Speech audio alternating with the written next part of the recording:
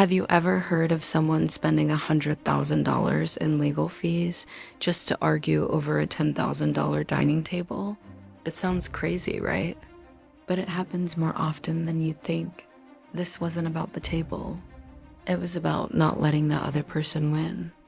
This is what we call a spite divorce, where the goal isn't a fair settlement, but pure, unadulterated victory, no matter the cost. It's a scorched earth policy that almost always leaves both sides broke, bitter, and wondering what they were even fighting for. So let's talk about this. When you're heading into a divorce, one of the most critical things to consider is the cost-benefit of litigation. Litigation means going to court, and court is expensive. Really expensive. Every email to your lawyer, every phone call, every motion filed, it all adds up. Before you decide to fight tooth and nail for that antique lamp or the set of golf clubs, you have to ask yourself a very simple question. Is the cost of fighting for this item more than the item is actually worth? If you're going to spend $5,000 in legal fees to win a $2,000 TV, you haven't won anything. You've just lost $3,000. It's basic math, but emotions can make us forget that. This brings me to my next point, the difference between an emotional victory and a legal victory. In a spite divorce, people are chasing an emotional win. They want to see their ex-partner lose. They want the satisfaction of being right. But the legal system isn't designed to give you emotional satisfaction. A judge's job is to divide assets according to the law, not to declare a moral winner. That feeling of winning you might get from a small victory in court is temporary. The financial hole you dig for yourself, however, can last for years. You might win the argument over who gets the holiday decorations, but when you're staring at a $50,000 legal bill, will it still feel like a victory? Probably not. The high of winning fades fast, but the debt sticks around. And this leads us to the unavoidable truth about these kinds of divorces. The only people who truly win are the lawyers.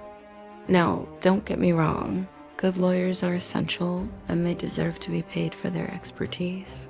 But in a high-conflict, scorched earth divorce, the legal fees can spiral out of control. While you and your ex are busy draining your life savings to fight over every little thing, the billable hours just keep climbing. Your retirement fund, your kids' college savings, the equity in your home, it can all be consumed by legal costs. The lawyers are just doing their job, which is to advocate for their client. If their client instructs them to fight over everything, that's what they'll do.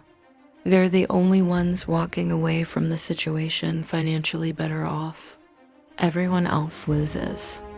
So how do you avoid this disastrous outcome? How do you find the off-ramp before you drive straight into financial ruin? The key is to shift your mindset from winning to resolving. You have to actively look for a way out of the conflict cycle. This might mean trying mediation, where a neutral third party helps you and your spouse negotiate a settlement. It might mean collaborative divorce, where you both hire lawyers trained to work together outside of court to find a solution. The most important step is recognizing when you're letting spite drive your decisions. Take a breath. Look at the numbers. Is this fight really worth the cost? Is there a compromise you can live with?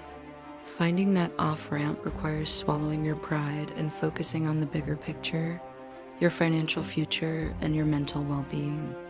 It's about choosing to build a new life, not just tear the old one down.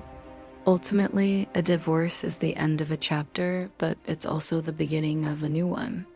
How you start that new chapter matters.